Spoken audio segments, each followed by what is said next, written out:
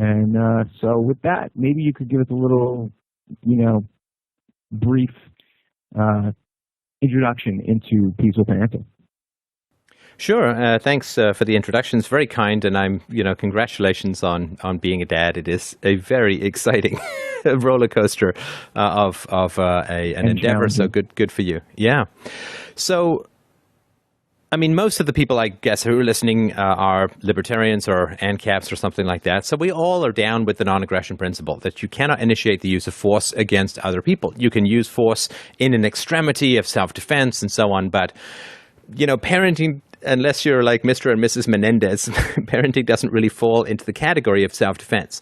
So violence that is used in parenting is not morally legitimate. It is the initiation of the use of force to spank and to withhold food and to imprison and so on, and lock in the room and so on. So if we take those off the table as far as parenting goes, if we say, okay, look, I have these principles as non-initiation of force, so can't spank, can't deny food, can't imprison, in the same way we couldn't to any other human being who's an adult. What are my choices? What are my options? The first thing you have to do is deny yourself the capacity to use that kind of aggression, and then a whole bunch of things open up. Like when you privatize something that the government runs, a huge amount of creativity kind of flowers up to solve problems. So once you deny yourself coercion, you get to be creative. So there's some basic realities around the parent-child relationship that are really essential. And, it may seem obvious, but it's not something we think of very often. And I would sort of analogize them or compare them to a marital relationship, right? So first of all, children do not choose us as parents. They don't choose to be born. They don't choose the family that they're born into. They don't choose when they're born. They don't choose what kind of person you are, where you are in your life, what your history was. They don't choose any of that stuff.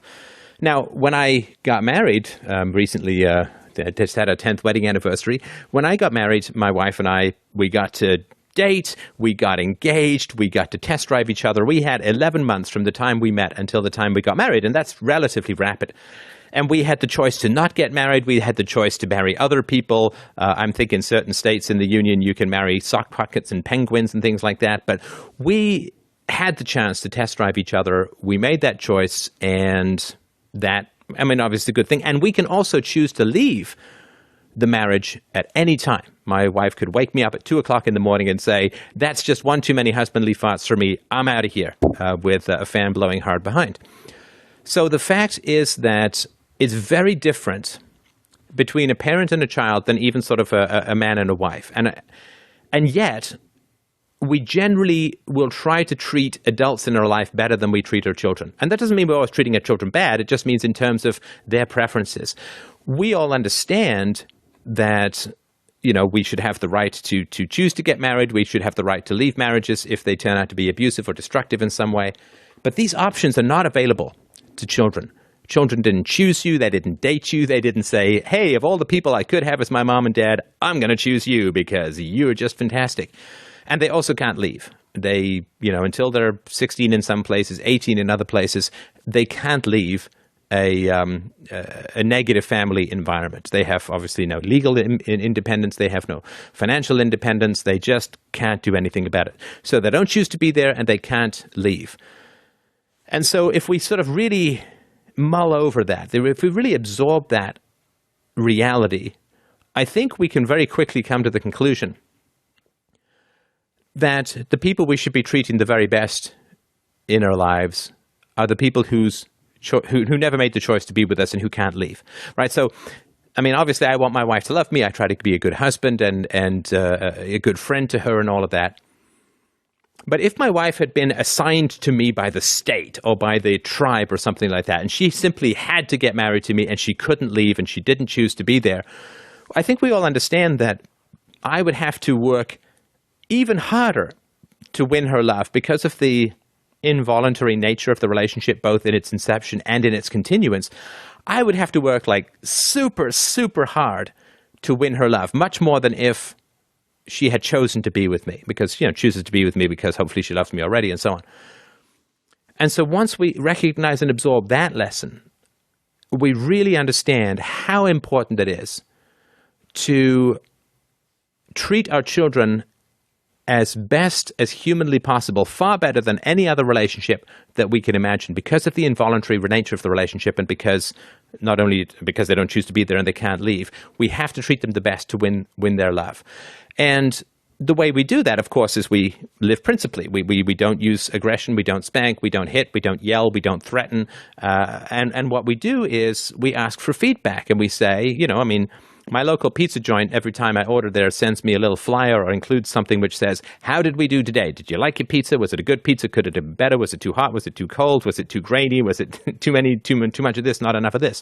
And if you fill it out, then you get some prize or whatever if you win it. But how many parents do the same thing at the end of the day, say, what worked for you in the family today? What didn't work for you? What would you like to see more of? What would you like to see less of? Me as a pizza customer is not the most moral relationship in the world, but me as a parent, to get feedback from my children is absolutely essential, that they actually get an enormous amount of feedback into the quality of their experience of me as a father. So I'm asking my daughter every day or two, hey, what did you like? What was your favorite part? What didn't you like? How did this work out? We had this conflict. How did it work out for you? And all that kind of stuff. Is there a better way I could be doing stuff? And all of that kind of consultation and feedback and principled living with regards to the rejection of the use of force, I sort of encapsulate around peaceful parenting. It brings, I think, the best of libertarianism, the non-aggression principle, and a customer-focused kind of lifestyle. Children are customers. Now, they're involuntary customers because they don't choose to be here, can't leave.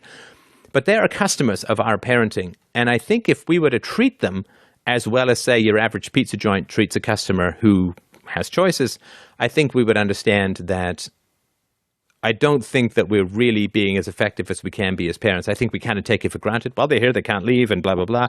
We tend to blame kids. Even you at the beginning of the show said, well, I was spanked because I was a bad kid. I would definitely question that, and if we have time, we can perhaps do that. So that's really, I think, the essence of what it is that I'm trying to talk about. Do the research before you become a parent. There's lots of great parenting books out there which teach you how to negotiate with your kids from a non-aggressive standpoint. There's parental effectiveness training, tons of books by lots of different people about how to parent peacefully and solicit feedback at all times. You are the provider of a service, the most important service in the world, which is the raising of children. How often do you poll your customers about how well you're doing and what their preferences are? And I think if we really treated children as if their preferences were the most important thing, and this does not mean, of course, everyone says, oh, indulge their every whim and so on. Well, that's... If children are listened to, they don't have whims. Whims is kind of a degrading way to talk about how children experience the world and how they feel and want things. But if we were to treat children as extra special, full-on human beings plus, which is really what they are, then I think the world would see a radical change in a generation or two away from these oligarchical hierarchies, these states and sort of hierarchical religions that dominate our society so much. I think it's a huge blow against public education to raise peaceful children who are able to negotiate. And I think it's, in a sense, it's the most revolutionary thing that can be done. Okay. So the question, or the comment was that this person was saying that they were spanked and they feel like it taught them respect, and they don't feel that their parents were violent, and that they didn't have any self-esteem damage from it, and that it made them act better in public, et cetera, et cetera. So, is that kind of like a Stockholm syndrome that we have, that we kind of make excuses for violent behavior because, A, we grew up with it and that's the model we learned, and B, maybe that's the model that we're currently using, so we want to defend it. Yes. Look, I mean, nobody wants to look at perhaps well-meaning parents who spanked because they genuinely believed it was the right thing to do and recognize that as a violation of the non-aggression principle and an immoral action. Nobody really likes to look at that. I can understand that. I can really sympathize with that. But the person's feelings, while important to the person, are philosophically irrelevant. And what I mean by that is it doesn't matter whether you feel this spanking was justified. That's like someone saying, well, I'm happy to pay taxes. That doesn't matter. It doesn't matter whether you're happy about it or sad about it. It matters whether it's a violation of the non-aggression principle. And it is the initiation of force to hit a child. So it doesn't really matter whether you're okay with it or not. It's like going to take an extreme example, and it's an extreme example I recognize, but it's like going to some slave who says, well, look, I'm really happy being a slave, and then saying, well, I guess there's nothing wrong with slavery. Well, it doesn't matter what the subjective experience of the person is. It only matters whether philosophically it violates the moral principles. Now, Stockholm Syndrome is a pretty strong phrase because, of course, it's usually to do with like kidnapping and torture and so on. I mean, but the reality is that you don't know because you don't have a comparison to. So you don't know what you would have been like if you had not been spanked. So you can't compare and say, well, I turned out fine and I was spanked, because you don't know. Like, compared to what? If you hadn't been spanked, you might have turned out a whole lot better. There are certainly grave risks in spanking that have been known for decades in the psychological community, which is why most major medical associations and pediatric associations are against spanking. Spanking shaves off a number of IQ points. And so there is a tragedy. It's almost for certain you would have been smarter if you hadn't been spanked. And whether that's to do with the fear response or whether that's to do with if you're spanked, you're not negotiated with.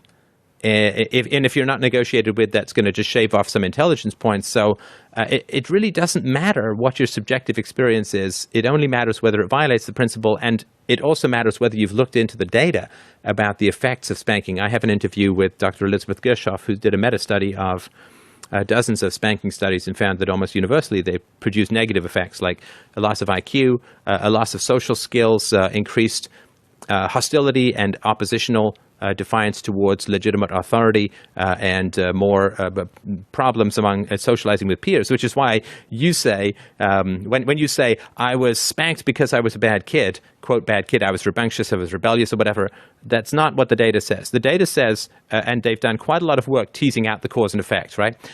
Which is the data says that you were a difficult child or a bad child or a, quote, rambunctious child because you were spanked. The spanking didn't come after the behavior. The behavior came as a response to the use of aggression. Right. I think that you touched on a great point, that this is kind of something that I've learned just from being a parent, just from interacting. I'm a stay-at-home dad, so I spend a lot of time with my son. And one of the things that I just kind of learned through that experience was that when we do something, we're providing a model for them on how they behave. So if I raise my voice or if I go to strike him, that's what he's learning. That's how he's learning conflict resolution now. So he started to imitate me. I would, raise my voice and he would raise his voice right back at me. And he kind of thought it was a game. And that's when it started to really become real for me. I was like, wait a minute, I can't even really raise my voice. I feel like that might be, what's your opinion on that, raising your voice? Because in my feeling is, I feel like that in and of itself is kind of like, maybe it's not a technical violation of the NAP, or maybe you feel what it is. I just think that even raising your voice is kind of teaching them that that's the way you resolve conflict, by being louder than the other person. Yeah, it is intimidation. And there's a lot of moral obligations that accrue to parents that do not accrue to adult relationships.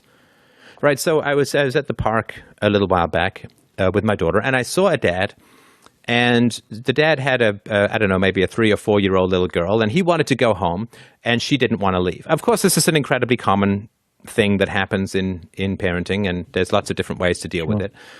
But what he did was he asked her 2 or 3 times to leave, and then he basically said, okay, that's it, I'm going. And he just started walking off. And his daughter was like, her jaw dropped, like, he's going to leave me? I don't even know how to get home. I've got no food. It's getting dark. And in her mind, this is like kind of like a death sentence. There are wolves out there. I mean, I don't know, but is he coming back?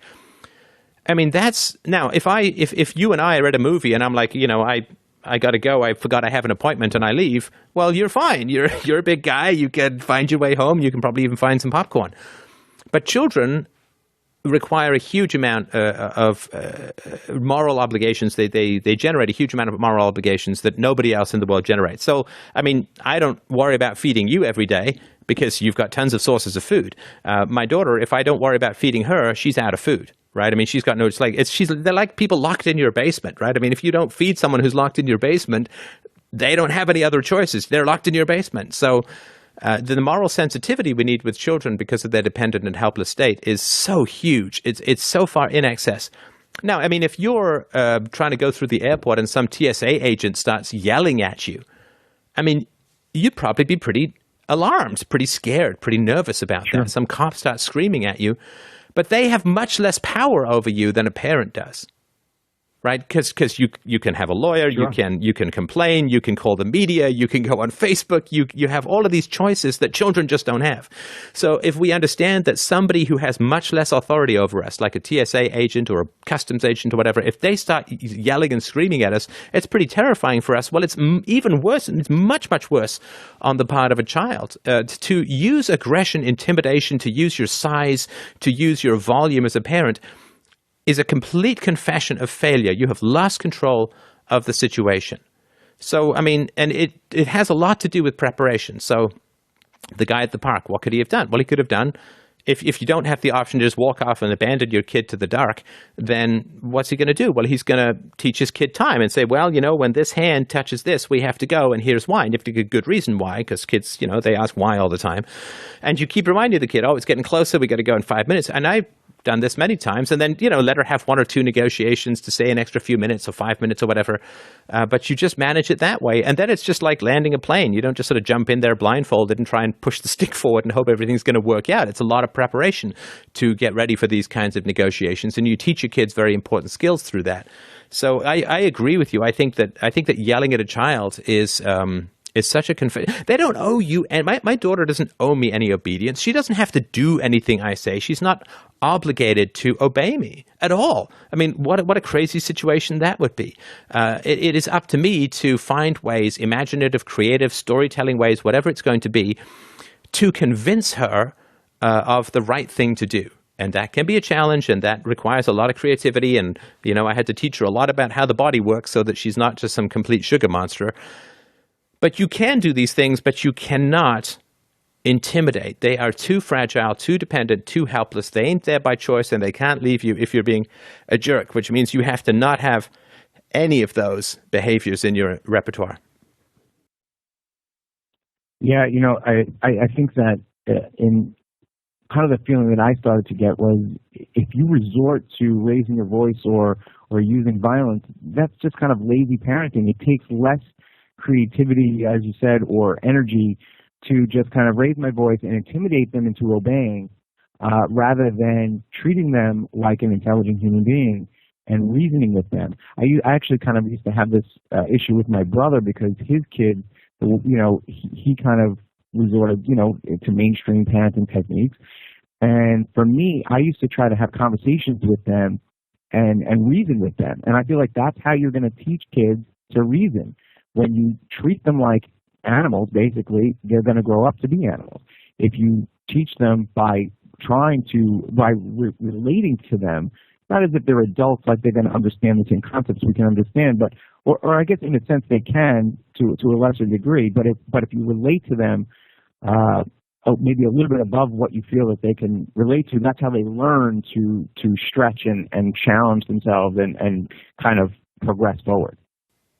Yeah, look, it's bullying. I mean, it's just bullying in plain and simple. You're bigger, you're louder, you're stronger, you've got more independence, and you have the law on your side. I mean, it's just bullying, and it's wretched. I mean, so if you yell at your kid or you hit your kid or you threaten to leave your kid in the middle of a park at sunset, what have you done? I mean, all you have done is you have taught your child that you're bigger. Well, your child already knows that. It's like, no shock there, Dad, I got it. Like me leaning over my dad and my daughter and saying, look, Daddy's bald, right? It doesn't do it. All it does is teach the child that you're bigger and stronger, that might makes right. And for people who say, well, children can't learn better and therefore we have to be aggressive to them, I say, fine. Then universalize that. And then when you're old and your brain is starting to go and you're starting to forget where you left your keys and you're starting to, leave your mittens at the mall, then you should be happy with your adult children bending you over their knee and slapping your ass until it's red, just to remind you not to lose your keys or your mittens. So if cognitive deficits justify the use of violence, we should be treating our old people a whole lot more inhumanely. And of course, we wouldn't accept that. Why would we accept it with children? It's funny, what kind of logical kind of framework are you setting up for a child when you teach them that the appropriate response to her wanting to stay in the park a few minutes longer is abandonment?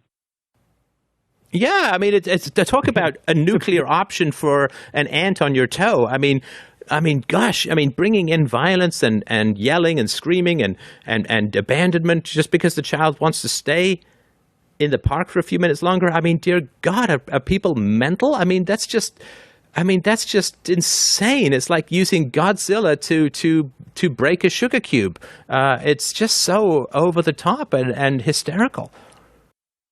Well, it requires parents to think outside of themselves, look at the child's perspective instead of just their perspective that they want obedience. I want it now.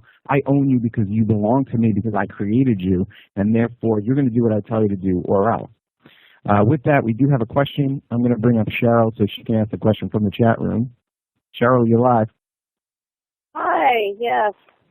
The question was, does Stefan think about how his daughter has become an inadvertent celebrity? A lot of people would be closely watching her life via your stories about your experience as a parent. Is she aware of this attention, and if not, do you plan on telling her about that in the future? Yeah, I mean, that's a good question, and it's something I try to be quite sensitive to. I certainly don't try to reveal anything personal about her. So I'll mention a little bit about our interactions and so on, and maybe jokes that she's made or something like that. So, but I am definitely sensitive to the fact that she's not. I mean, she's 4. She's not at an age where she can give knowing or rational or informed consent to any of this kind of stuff. So I'm aware of that. Where I do sort of draw the line is to not reveal things about herself or whatever that are not to do with an illustration for parenting. But of course, if I were to say, well, I think I have some useful things to say about parenting, and then it'd be a complete black box about my own experiences as a parent, I think that would be non-credible. So I think that, I'm sort of trying to walk a line, and I try to err on the side of privacy. But if I'm sort of a public figure, and I'm talking about parenting, which is, I think, the most essential aspect of virtue and philosophy, and I am a parent, I think that to not mention anything about my parenting or what happens would not be beneficial. And I hope, of course, when she gets older, and I think it's going to be the case, that she'll say, well, okay, so you told about a joke I said when I was 3, or you told about a way we resolved a conflict when I was 4. I think that did some good. And of course, I will explain to her that I get, like 50 or so emails a week about people who've said that they've stopped being aggressive to their kids, they've stopped hitting, they've stopped yelling. And I'll say, that occurred to a large degree because I told a story about how we resolved the conflict when you were 4. I think that when she's old enough to understand, I think she will say, well, I think that was good. In other words, I'll give up that tiny shred of privacy to do all this good in the world. I think that will be the case. Fingers crossed that that's the way that I'm trying to work it. But that is a very good question. Thank you for bringing it up. We have Tracy, my co-host on Ragamuffin Radio, who is off this week, but she wanted to call in and ask a question. What's up, Trey? Hey, how you doing? Hi, Stefan. Hi. Hi, I was doing a training today that got done a little bit early, so I was able to just make a quick call. I don't know if you remember me. I sat with you at the table at Liberty Fest 2 years ago, and we took a number of funny pictures together, and you actually started talking to me about this. Do you remember me now? I do. How are you doing? Nice to chat with you again. I'm doing well. Thank you. After you spoke to me, I actually really rethought how I was parenting my children and kind of looked at what you had said about how I had been brought up and how most of us have been brought up with the violence and the spanking and the yelling and things like that. And I altered the way that I parent my kids. And my question to you is, what I see in trying to not yell and not raise my voice, and I never spank my children, it's not necessary, but, my kids are too smart. And it's almost like you still have to have this sort of, disciplinary stance because you can't let them just run free and do as they choose because they don't have the knowledge about life that most of us have after living it. So my question to you is, when you tell a child no for some reason, let's say they had too much sugar and they want another snack, and they come back at you with a rational answer why they should have another snack, what would you do in that case? Yeah, I mean, that's a great question. And that, of course, I sort of sometimes say to myself, why did I ever introduce sugar into my daughter's life? I mean, good heavens, if she just thought that vegetables and and carbs were the only thing that you needed, then that. But it's such a fun part of childhood. It's kind of tough to deny it. But so the way that I've worked with this is I've explained that there's her tongue and then there's her belly. And her tongue loves sugar. But her belly likes a little bit of sugar, but not too much, because then it gets sick, right? And and so I'm trying to, and she's actually learned the word ambivalence. I'm sort of trying to give her an understanding of the word ambivalence. That sometimes we want things and we don't want them, or sometimes one part of us wants something and another part of us doesn't, right? So, your heart wants to go run in the snow, but your nose is worried it's going to get cold. Or for me, it's like my muscles want me to go exercise, but my fat wants me to sit on the couch and eat another bag of Cheetos or something. So I'm trying to sort of explain to her that there are times when we want different things, or parts of us want even things in opposition. And I think she really sort of understands that. And also there's stuff that feels good now and stuff that doesn't feel good later. So if you had like 2 pounds of chocolate, you'd probably enjoy eating it, and then you'd get really sick. And and explaining also, and you can find videos on this. We watched a little bit of, I think it's called Fat, Sick, and Nearly Dead, or something like that. It's a documentary about a guy who's trying to lose weight. And in it, there's a bunch of antibodies and fat cells and all that. So explaining diabetes, I explained that to her when she was 3 and said, if you eat too much sugar for too long, bugs live in your teeth and they bite your teeth, and then you get sick, and then you can get diabetes. It means an injection every single day, and blah, blah, blah. And this takes a long time to explain. Yeah, it takes a long time to explain, but it's, and I say to her, I am responsible not just for your tongue. Like, I'm a dad, so I'm responsible for making sure you don't get diabetes. I'm responsible for making sure your teeth don't owie. I'm responsible for making sure that you don't get, so I have to think about your belly, because like you're real young, and so you think just about your tongue. And I get that, because I do that too sometimes. If I had, a piece of cheesecake when I shouldn't, I feel I'm just worried about my tongue, not my whatever later. And so you have this as a lengthy conversation that's very educational. It extends their time frame. It explains why it is that you're doing. And if she really wants something, like tonight she wanted, what did she? Oh yeah, she wanted a cookie or something after dinner, but she'd already had some hot chocolate after we were playing outside. And I said, "Oh, I would love to give you all the sugar in the world. I mean, I would love to just open up the sugar truck and you could just swim in there and eat whatever you wanted. I mean, I would love that for myself sometimes, And then I've also said, but we can't. I mean, this is just, we can have lots of fun with stuff, but we have to be limited with it because we have to stay healthy. And I've also explained to her, which I think is worth explaining to kids, the tongue wants sugar because sugar was really hard to find. And we really wanted that energy because it was great energy for us. So we'd brave the bee stings to go and get the honey because the honey was so good for us and was so hard to get. But now sugar is everywhere, Like we didn't care that much about vegetables because vegetables were everywhere. And now, yeah, go ahead.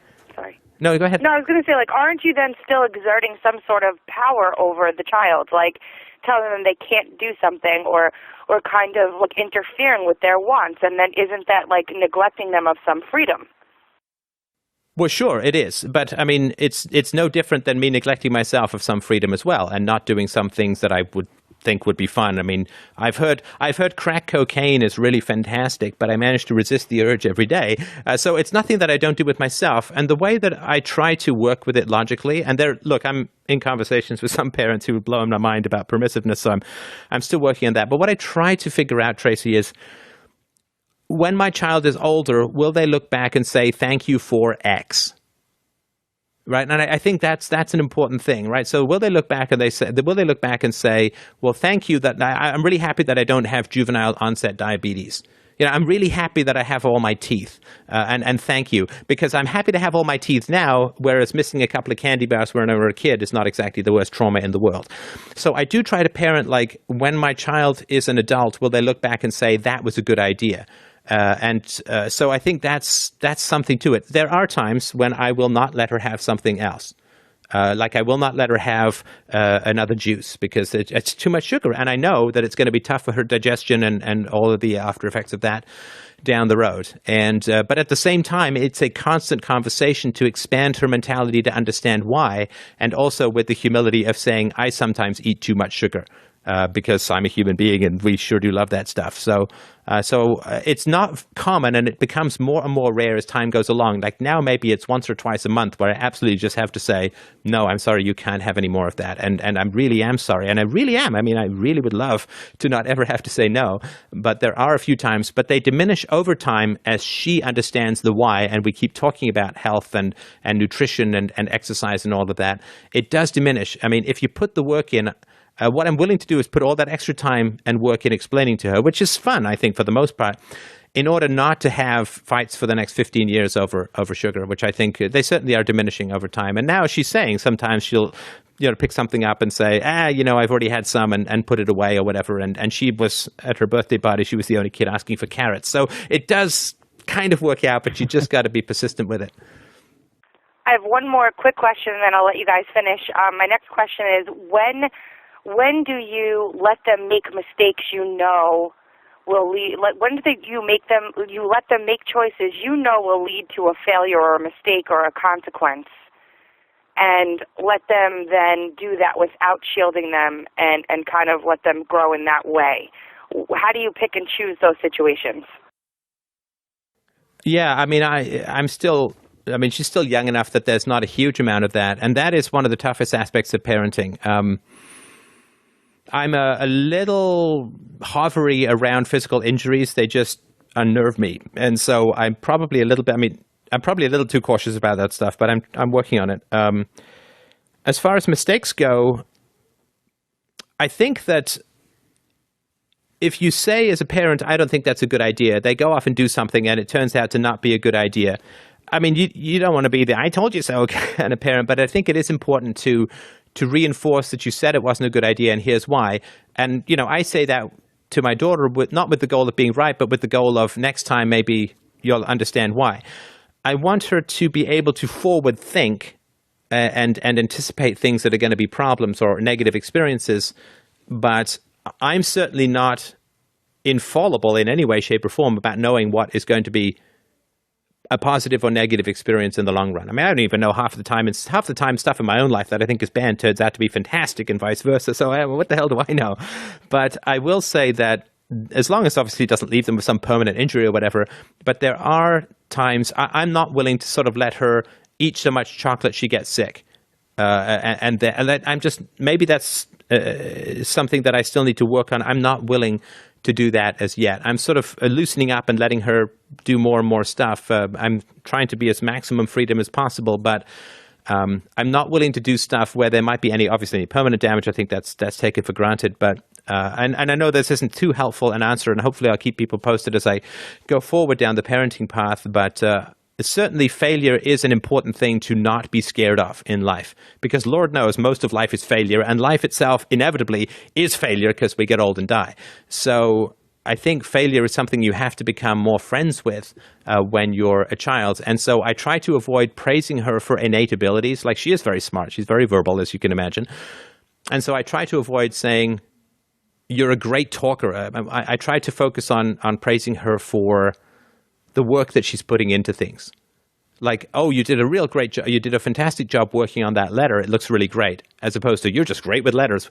Because I think, as far as I've read, if you praise a child for an innate capacity, it actually makes them less secure, because then they think that they just have to get things right because it's innately good, not that they have to work at things. And of course, most of the things that are great in life, you have to really work at. So I think those kinds of things would be my approach. But again, I think I'm way behind the curve as far as that goes relative to where your kids are. So I guess all I can say is I'll keep you posted as I go forward.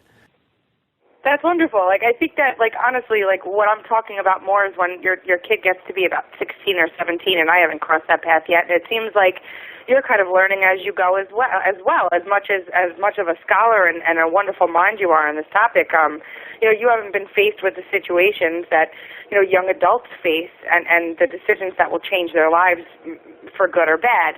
And when you know that something's a bad path, and you want to shelter them from making that bad decision, what good comes of them making that bad decision, and what do they learn from that bad decision, and when is it good for you to step back as a parent and let them make it, as opposed to stepping in and shielding them and sheltering them from that decision.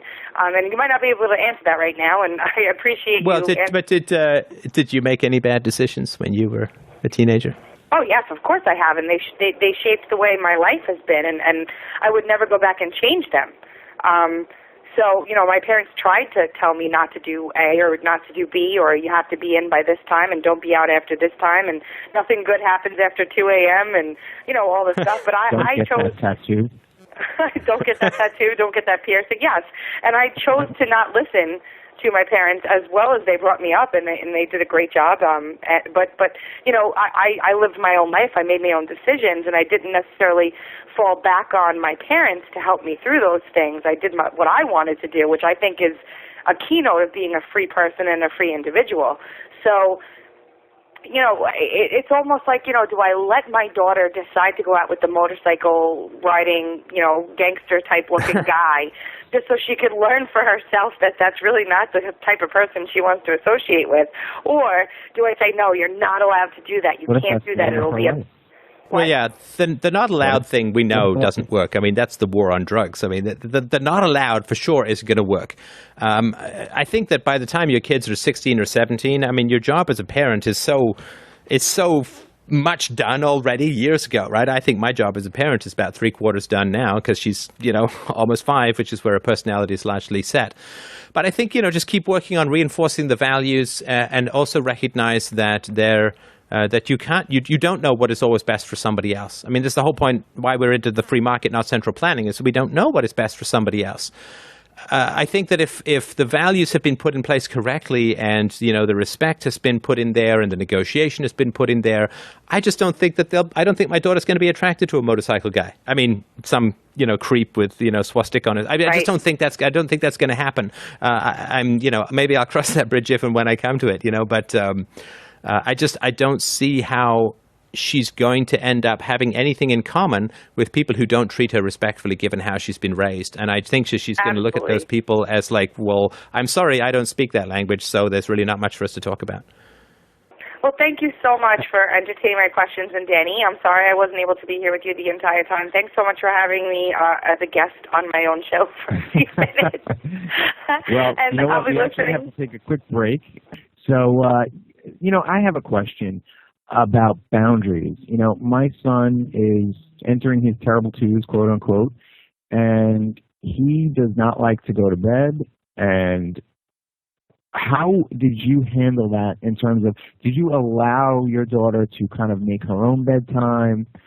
Is it better, in your opinion, to set up a structure where you encourage them? I mean, obviously you don't want to battle with them every single night, but I mean, is that something you would negotiate? If you say, I want you to in bed at 7:30 and they really prefer to go to bed at 8:30, I mean, you can be a little flexible and move it up an hour, but if they want to stay up till 10:30, I mean, what's your feeling on that?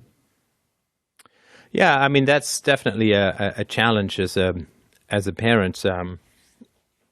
She doesn't, I mean, certainly when she was younger, she's getting it now, but she didn't have the real ability to look over the hump of the night, so to speak, and to figure out whether she was going to be tired in the morning or something like that. I mean, it's a little different because she doesn't have to get up at any particular time, and so it's not, got to get up at 7 o'clock to get to daycare or whatever. So we definitely have had lots of conversations. She is kind of a night owl. I mean, she will say, but she also doesn't know whether she's tired or not. I mean, this is something that you just have to know by being around your kid a lot. So she'll say, I'm not tired. And then, we go to bed and I read her a couple of pages of The Hobbit and she's like out for 11 hours. So, she doesn't know when she's tired. And so this is something that I don't think she can learn if she just doesn't know it yet. So it's like trying to ask her to do physics. I mean, she's not even close to being there. So the way that I work with bedtime is just in my own mind, like I want time with my wife, and I can't have my daughter up all night because I want to be able to spend some time. I mean, you know what it's like when you have an energetic kid around. I mean, adult conversation just goes out through the window and seemingly goes to South America for a couple of years to hibernate. And so I want time with my wife. I know that my daughter needs a certain amount of sleep, or she's just not as happy the next day, but she doesn't not quite aware of that. And it's a compliment. The kid wants to stay. If a kid's like, oh, it's 6 o'clock, Dad, I don't want to play with you. I want to go to bed. Be like, hey, what am I, chopped liver? So it's kind of a compliment. Your kids want to stay up. So the way that I try and work it is, it's just gradations, here you have to have a ritual for bedtime, whatever that's going to be. Have a ritual, start the ritual, and it just starts to feel after a while like a kind of conveyor belt where you get the kid to bed. I do sort of ask, no jumping around right before bed, no riling yourself up, because, I say that makes your body confused. Like you just want to, now your body thinks we're going to go exercise, and actually we're trying to get to bed, so your body gets confused and doesn't go to sleep. And I also will say, if after half an hour you're still not asleep, we'll get back up. I don't want to just have her sit and lie there, not asleep for a long time. And I'll also go to bed with her and wait till she's asleep before getting back up. So it's a fun time of night where we chat about the day. We can tell stories, make jokes, and so on. So that kind of the intimacy of sort of curled up in bed, waiting to go to sleep is a nice, fun time. So it's not like horrible. And so staying with her till she falls asleep is important as well. So, but just trying to get her it started on the ritual and say, well, in 10 minutes, and she said, well, I don't want to go to bed and so on. It's like, well, yes, but you remember the last couple of times you stayed up, you were really tired. I want to have as much fun with you as possible tomorrow. I don't want you to be too tired tomorrow. And I'm also quite tired. I mean, to be honest with her too, if I'm tired or if I have some work to do, like there's some things I need to get done. And so you don't know when you're tired. You know that, right? So she admits that she doesn't know when she's tired. Then the fact that she wants to stay up is no longer an absolute. And so those kinds of things can be really helpful. I still am not like, get to bed. I mean, that's just not who I am or how I want to parent. But there are ways of sort of bringing them in for a softer landing so that they end up getting to sleep at some reasonable hour. And you get the rest of the evening for more adult stuff. Great. We have Andrew, and Andrew has a question. You're live on Ragamuffin Radio.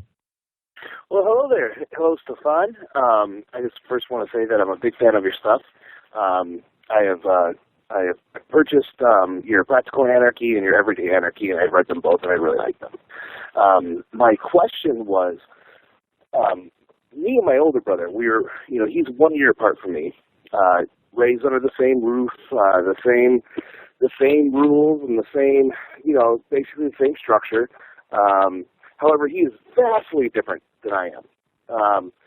He takes advances from work and gambles all the money away and has, girlfriends left and right, has a kid with probably maybe 3 or 4 different girls. And, of course, every girl he picks up, they all have kids, too. And I'm quite a little bit different. So, I'm wondering what you can say to explain the difference. If the parenting structure is the same, what explains the difference with a year apart? That why are him and I so much different from each other in those regards? Yeah, that's a big question, and I can only take a completely amateur swing at it. Well, obviously there's choices, right? People make different choices, and those choices tend to set them on different paths. I'm a big one for free will, so people make different choices, and those choices end up snowballing sometimes to the point where it seems very hard to bring them back to the fork in the road and have them go a different direction. So that's one possibility. The other possibility, of course, is it could be a matter of intelligence, right? Intelligence has some genetic components. It's certainly not common across like not all kids, they're going to be roughly the same, but they're also just in the various randomness, there could have been something different. There might have been something different in the womb environment, of course, in the prenatal environment, where maybe your mom was under a lot of stress with the second pregnancy because she had you as a kid. And I mean, these are possibilities that could have had an effect on emotional development. You, of course, as the firstborn, would have got a huge amount of attention, whereas the secondborn, particularly when they're close in age to that degree, is simply going to get less attention. I mean, that's just inevitable. Well, Bill Cosby's got a funny... Sorry, go ahead. I had misspoken. It was actually quite the opposite. He was the firstborn, so he is older than. Oh, he was the firstborn. I'm so sorry. Okay. He was the firstborn, and so maybe attention is bad for him. I don't know. I'm starting to sound like I'm adapting the theory to fit the circumstances. He was the firstborn, are there any other siblings other than you? Yes, there is a younger one that I am. Okay. I mean, this is something I've just been thinking about lately, so I'll try not to shoehorn it into your very important question. Firstborns, to me, unless parents take a lot of time and attention to remind them of this, they can get a very false sense of achievement just because they're older. Right, so they're the first to do stuff. They generally tend to be bigger and stronger. First across the finish line, they're always a little smarter. They're always a little ahead. And if the person takes that as, I'm better, whereas it's just coincidence, right? It's like saying you're better because you're taller or have blue eyes. These aren't things that you earned, right? It's just who you are. So the fact that he happened to be first may have given him some sense of, I'm better, and therefore, if he thinks he's innately better, he's going to be risk avoidant and therefore more seeking out low rent or easier relationships. I mean, this is just a rough guess. I mean, could be a huge amount of stuff that's going on, but it's not. And the other thing too is that susceptibility to peer relationships, right? I mean, if for whatever reason his peer relationships were, did you guys all go to public school? Yes, we did. And I will also note that him and I both were adopted as well. We're what? Well, we're adopted? Adopted, yeah, 4 and 5. Okay. Well, okay, so that's quite an important thing as well. I would really recommend reading In the Realm of Hungry Ghosts by Gabor Mate. I pimp this book every time I can. He's been on my show because there's stuff that happens. I mean, we all like to think it's genetics or environment, but the two, of course, are so closely linked that how old was he when he was adopted, do you know? About 4.5.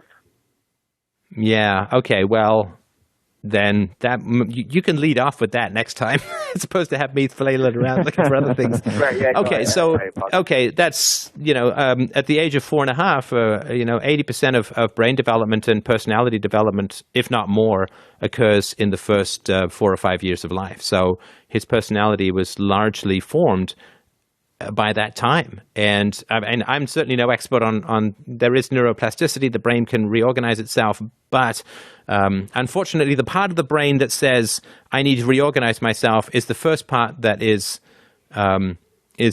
rendered inoperative through various traumas and dysfunctions. So again, not knowing what happened to this kid in his first couple of years of life, but certainly understanding that it kind of been great if he ended up being adopted at the age of 4.5. I think we can assume that he probably went through some pretty hellacious stuff early on in his life, and for whatever reason, either it wasn't reversible or your parents didn't have the skills to reverse it. That would be my guess. So would you? Andrew, thank you so much for your question. We're running out of time. We just have a few minutes left. I just have one quick question, and we have about 3 minutes left. If you could kind of talk about a little bit about schooling versus homeschooling, maybe if you want to share what your plan is and what you recommend.